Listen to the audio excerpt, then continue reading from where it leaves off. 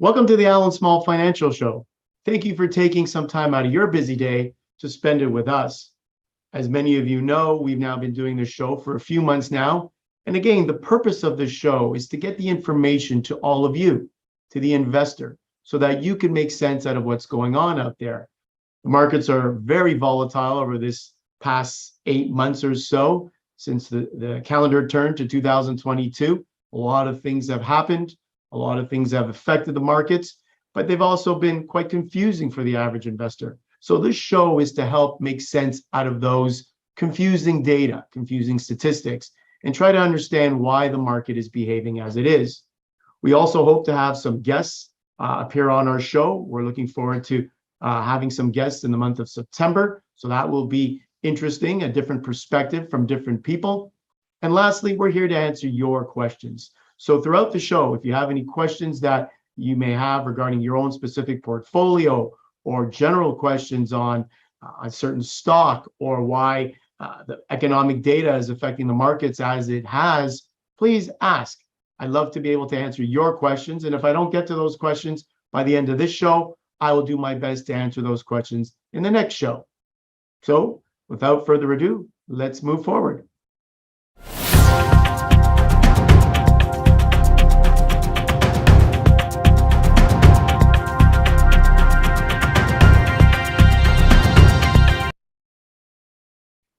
So on the show today, we're going to talk about the Federal Reserve. They made a very, what we would call hawkish speech, or what some would call negative speech at the end of last week, which affected the markets negatively.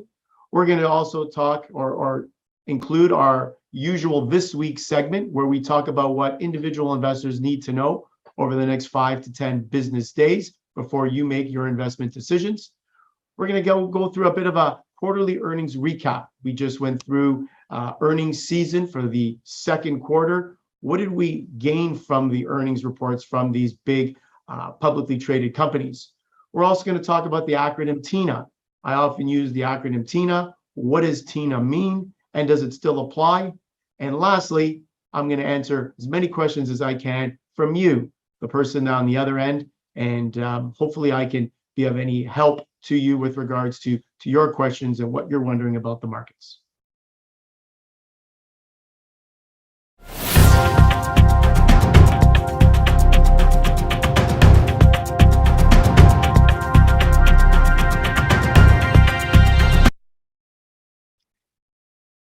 The head of the Federal Reserve, Jerome Powell, at the end of last week, gave a very hawkish speech, or a negative speech, with regards to what they believe, the Federal Reserve that is, believes they need to do to rein in inflation. Every year, the Federal Reserve, head of the Fed, gives a speech at Jackson Hole, Wyoming. It is a very famous speech in a famous location.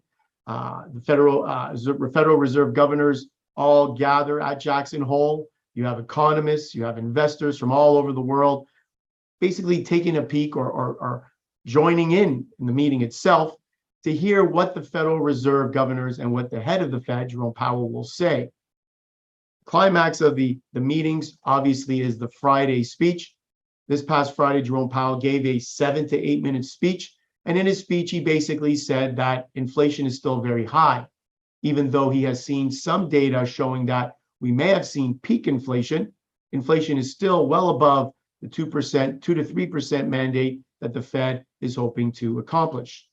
Keep in mind that the Fed wants to see a 2 to 3% inflation rate. And in the United States right now, we're looking at about an 8.5% inflation rate. So the Fed basically said they will need to do whatever it takes to bring down this inflation rate, even though it may cause some pain. And they did use the word pain for individual investors, households, and businesses, because their intention is to raise interest rates, perhaps another big rate increase coming up, perhaps in September or maybe in the fall, to combat inflation. And I know we have a chart on inflation. We can put that up, and you will see how much inflation has spiked in the last year. If you take a look at where inflation was coming into 2022, you were looking at approximately a 2% inflation rate. If we go back to that, you can see how much inflation has spiked up. And basically you've seen inflation come down a little bit from the peak in the past month. So the last data we received show that the inflation is starting to peak and come down, but still well off what the Fed would consider an appropriate rate of inflation. Keep in mind, the mandate for the Federal Reserve is to have maximum employment, and we have a chart on that a little later, but to have maximum employment, which we're seeing in the US with unemployment in and around 3.5%. Even here in Canada, we're seeing full employment as well. And the second is price stability. They do not want to see inflation move too high. The second chart we have is one on interest rates.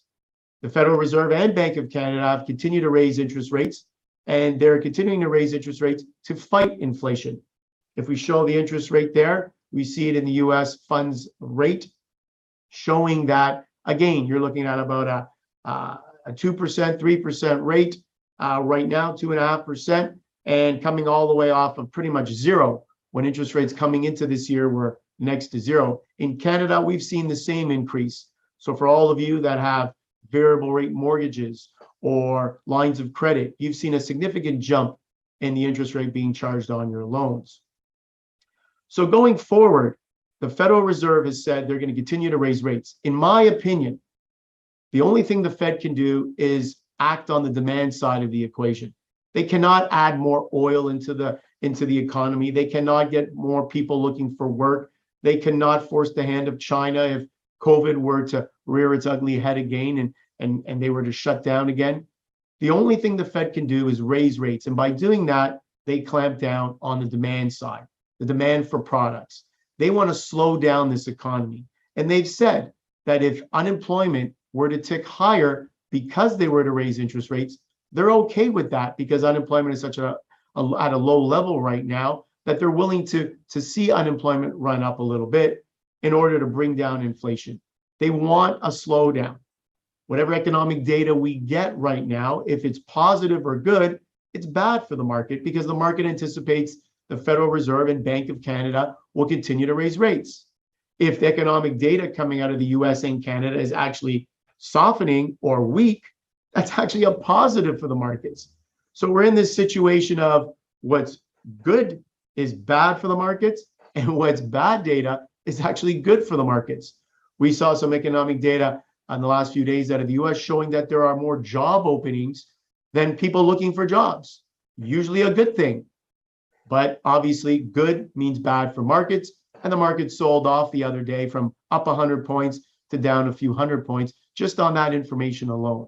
So look for the Fed to continue to raise rates into September, whether it's 50 basis points or 75 basis points. Look for the Bank of Canada to raise rates in September. I would anticipate perhaps a second or third rate increase before the end of the year. The hope, obviously, is that the rate increases will start to slow. Instead of raising 75, maybe we start to see 50 or even 25 later in the year, and that they take a pause at some point to let the economy kind of catch its breath, let investors catch their breath. And the hopes is that when they do this, the stock market will gain some footing and we'll start to see the market move higher again. So the Federal Reserve right now is really running the show. They are controlling how the market behaves. They are trying to control inflation, not working as yet. They are obviously controlling interest rates. And so look for higher rates to come and look for this market to continue to be volatile, especially after the most recent speech by Jerome Powell last week.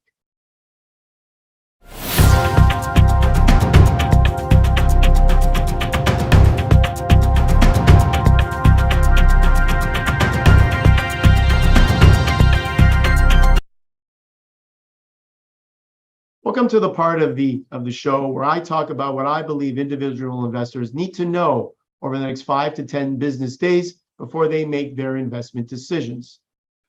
We're going to talk about a bit about the upcoming Federal Reserve meeting. We're going to talk about economic data. What economic data should you be looking at and how can it affect the markets? And lastly, price of oil. Even though I have not mentioned the price of oil as yet on the telecast, price of oil plays a huge part in the inflation data that we're going to see and how the stock market behaves. So first, the Fed. As I've just told you, the Fed is playing a key role in how the markets are going to react going forward. There's a meeting coming up in the next few weeks. There's a meeting coming up next week from the Bank of Canada. How will these central banks or how will they react to the latest inflationary data? How much will they increase? Will they increase 50 basis points? Will they increase 75 basis points? I think the market is pricing in 75 basis points increase on both sides of the border. If we were to see the Fed only raise 50 basis points, I think you could see the market caught off guard, but to the upside or a positive. And I think you could see the markets react positively to a 50 basis point increase. If they go 75, I think that's already built in.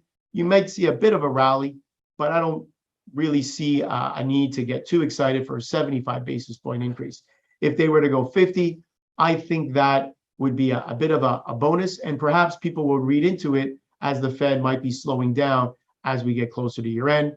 And if the Bank of Canada were to do the same, I think the markets also would react positively. I think the individual investor and individual in general would be a little bit happier knowing that perhaps the Bank of Canada is closer to the end of their rising rate cycle than the beginning.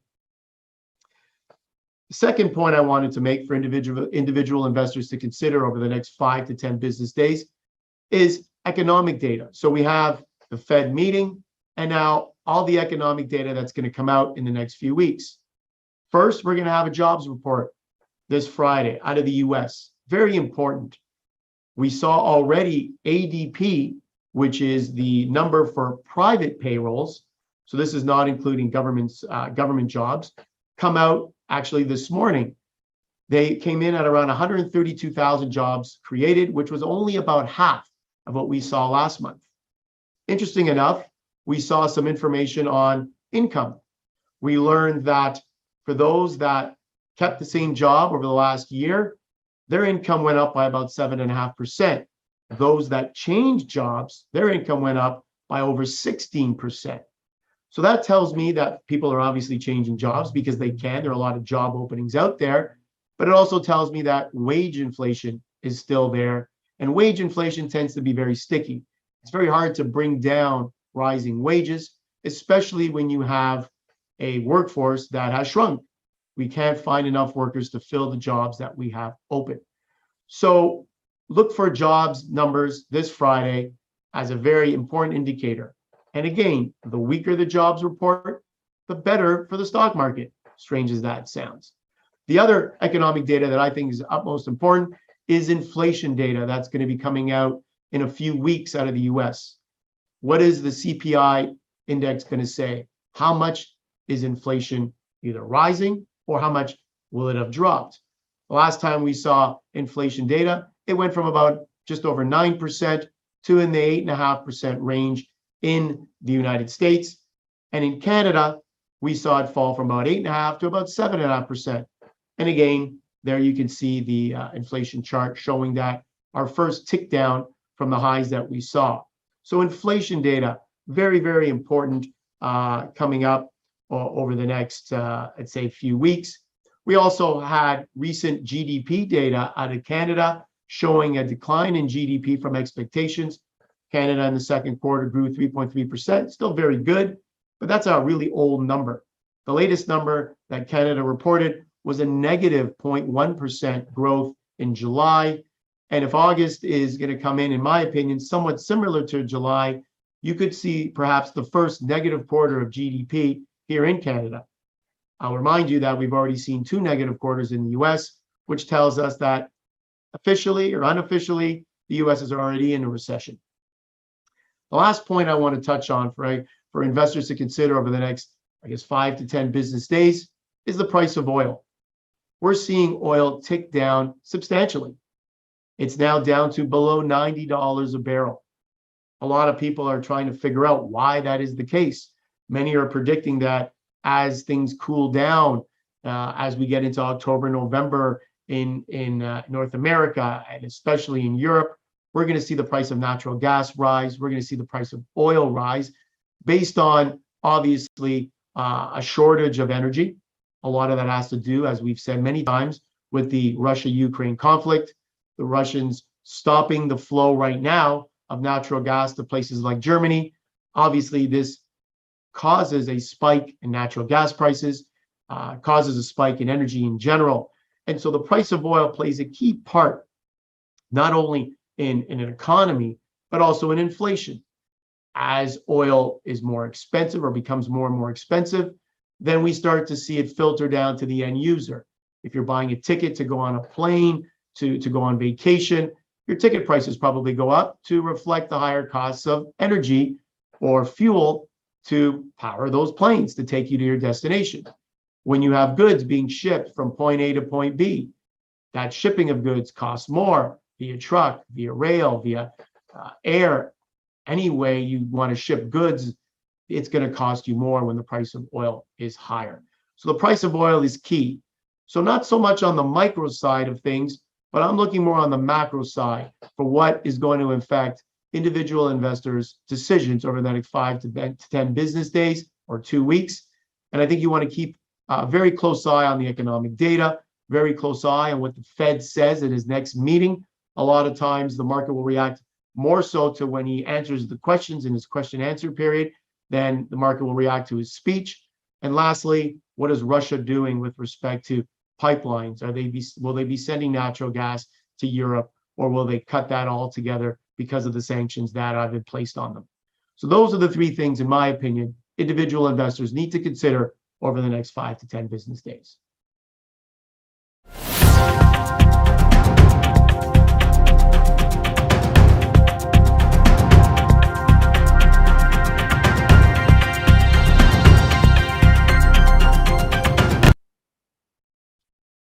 Quarterly earnings seem to, I guess, never end, really.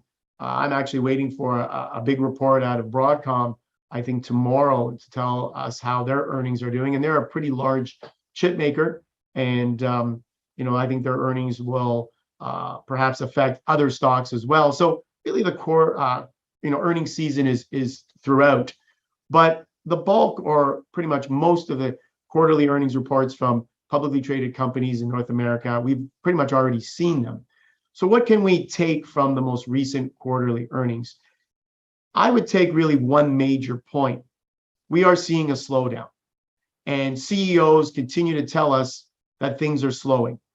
And if things aren't slowing at these companies, they're basically projecting a slowdown in the not so distant future. And so they're taking down earnings going forward. If they were projecting, $2, $3 worth of earnings, maybe now they're projecting $1.50. And what that does is it actually takes down the price of the stock, right? Because if companies aren't going to be earning as much, then it is only logical that their value or the price of their shares shouldn't be as high as they are. So what we can glean from a lot of these big companies, big publicly traded companies like Apple, and I think we have a chart of Apple, or an Amazon, or some of the major banks, you're going to see their stock prices have fallen in the last month or so. And again, it's based totally on this notion that everything is slowing. A rise in interest rates is slowing down the demand for products.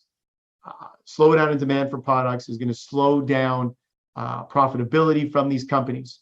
And we can see here, Apple had a great run towards the middle of the summer, and that has even pulled back. And Apple, as we know, largest company in the world, makes up the largest percentage of the S&P 500, largest percentage of markets in general in North America, and you're seeing their stock fall. I think we have another chart of Amazon as well, and you're going to see there also a nice run up in July and a pullback recently.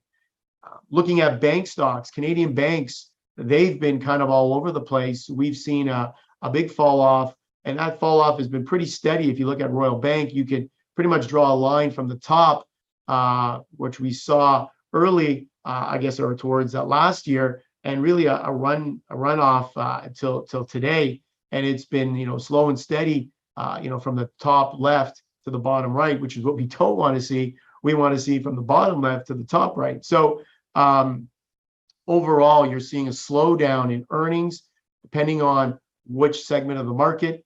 There have been some exceptions. One that pops into my head is cybersecurity. We saw some cybersecurity companies talk about how things are going extremely well. Palo Alto Networks, CrowdStrike. Some of you may not be familiar with these names, but they're very large US-based companies that basically help us keep these viruses from attacking our computers.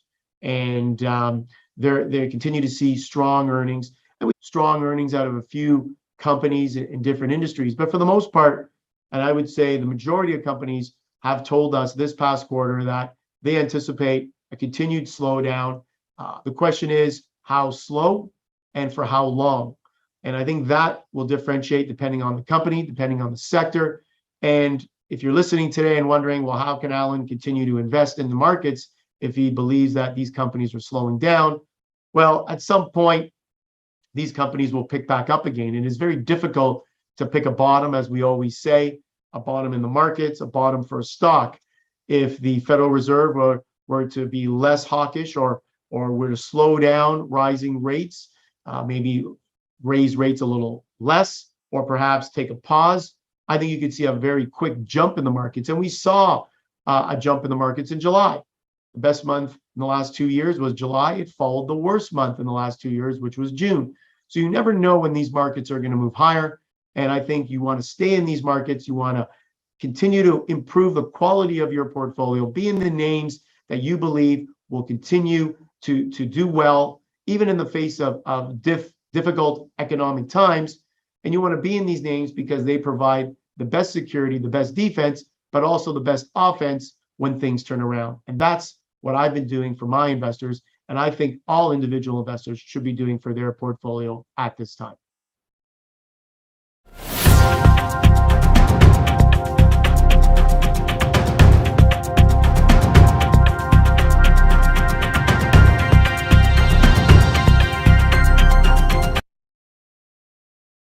Tina. For a long time, Tina was a great gal. We talk about Tina all the time. Tina stands for there is no alternative. And we talk about Tina because for the longest time, there was no alternative to the stock market. If you wanted to grow your wealth or your investments, you had to be in the stock market because the bond market or the fixed income market in general paid very little. Money that you kept in a high interest savings account was not even close to being high interest. It was paying you maybe 1% for the longest time. If you had money in a GIC, it wasn't paying much more.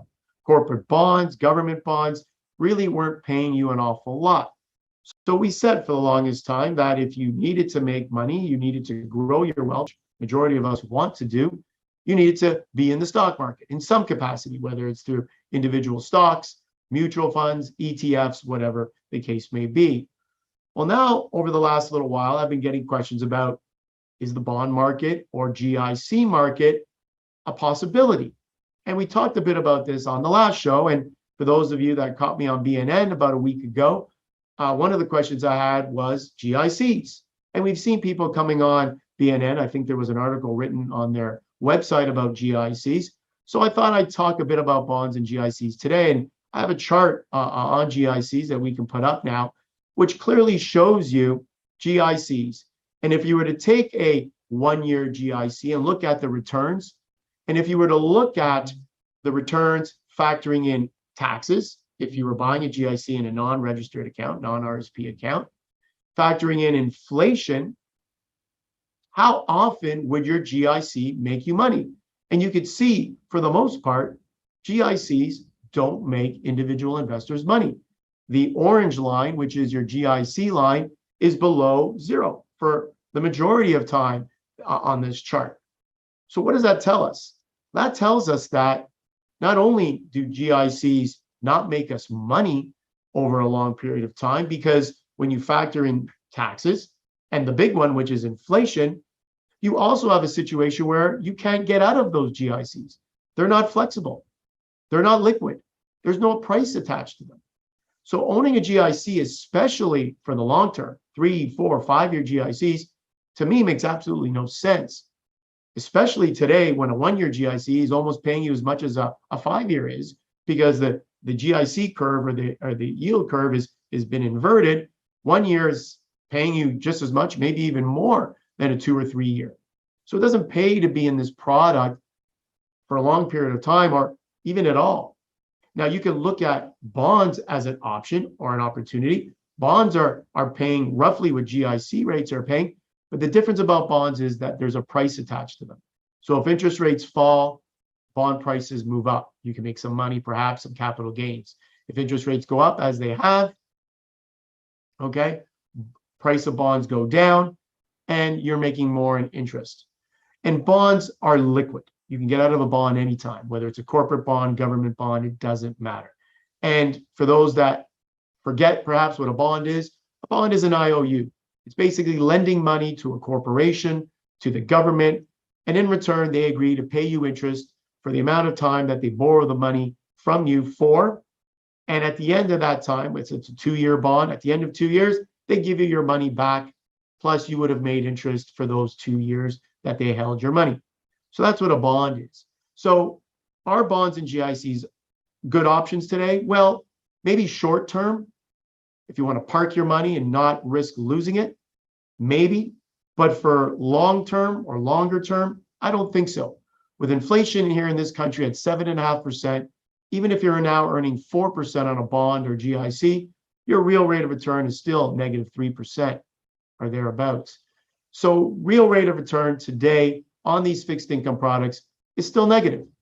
And for those that are saying, well, at least I'm making more now than before, well, inflation has gone up. The last time I did buy a GIC for investors back in 1999, GICs were 6.25, inflation was 3%. So once you subtract inflation, you were still up 3%, a different time. That was over 20 years ago. So you can see now, does TINA still apply? Is there still no alternative to the stock market if you want to grow your wealth? In my opinion, the answer is still yes. You still need to be invested in equities. You still need to be invested in the stock market in some capacity to make money, to grow your wealth. And as I always say, we invest in the markets. We invest in general to get ahead in life, to buy that house you always wanted, to provide a better retirement for yourselves, better future. We work to put food on the table, but we invest to get ahead. And if you want to get ahead today, in my opinion, TINA still applies. There is no alternative but the stock market to get ahead.